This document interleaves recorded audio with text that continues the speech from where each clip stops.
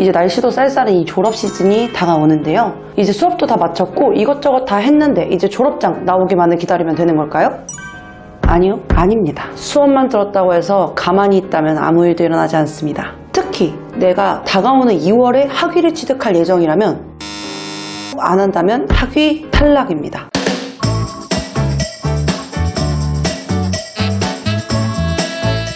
안녕하세요, 해리스입니다. 벌써 9월, 전기 학위 취득인 2월까지 아직 한참 남은 것 같지만 여러 가지를 생각했을 때 여유 부릴 수 있는 시기는 아닙니다. 올해 마지막인 4분기 행정 절차가 얼마 남지 않았어요. 바로 10월에 시작이 되는데요.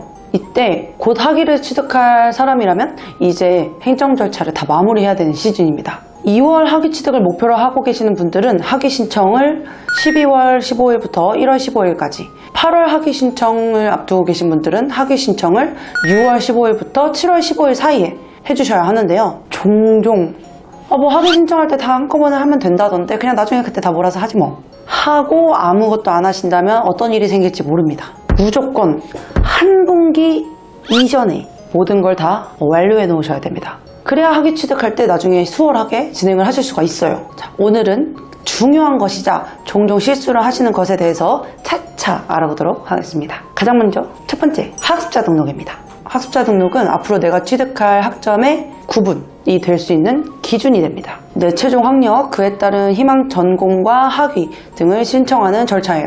이 학습자 등록은 학위 신청 마감일로부터 75일 전에 완료가 되어 있어야 합니다. 이해하기 쉽게 얘기해보자면 2월 학위 취득이신 분들은 10월까지 학습자 등록을 마무리 하셔야 되고요. 8월에 학위 취득을 하시려는 분들은 4월까지 학습자 등록을 다 마무리 하셔야 됩니다. 그렇지 않다면 학위가 나오지 않아요. 그러니까 되도록 내가 시작하는 시점에서 가장 가까운 행정 절차에 내 학습자 등록을 미리 가장 먼저 해두는 게 좋겠죠?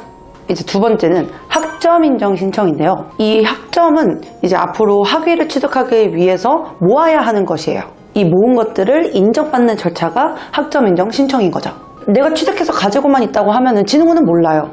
그러니까 인정 신청을 함으로써 진흥원이 이런 학위를 취득하려고 했을 때 이런 과목을 취득했군, 그렇다면 이렇게 인정을 해주겠습니다 하는 거죠. 하지만 이 절차에서도 잦은 실수로 좀 종종 학위가 밀리시는 분들이 있어요. 몇 가지 사례를 알려드릴게요. 먼저 학점 인정 신청이라는 거는 좀 기간이 오래 걸립니다. 그렇기 때문에 미루시는 분들 안 돼요.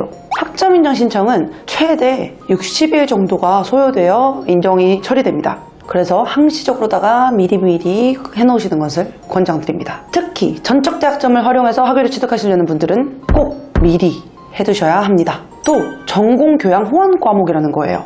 예를 들어서 경영학개론이라는 과목이에요. 이 과목은 경영학과에서는 전공 필수로 인정이 되는 과목인데 다른 분들이 듣게 되신다면 교양으로도 인정을 받을 수 있는 과목입니다. 그래서 이 과목을 이수했을 때 학점 인정 신청을 하게 되면 내가 이 과목을 전공 필수로 인정받을 것인지 교양으로 인정받을 것인지 선택을 할 수가 있어요. 경영학과 전공으로 진행하시는 분들의 경우에는요. 그렇기 때문에 이런 부분을 잘 확인해서 신청을 해주셔야 하는 거죠. 잘 모르겠다고 하신다면 진흥원 학습자 콜센터 1600번에 0400번으로 전화를 해주시던가 아니면 담당 플래너에게 연락을 주시면 된답니다. 각 방법을 활용해서 학점을 가져오는 데에는 제한이 있습니다.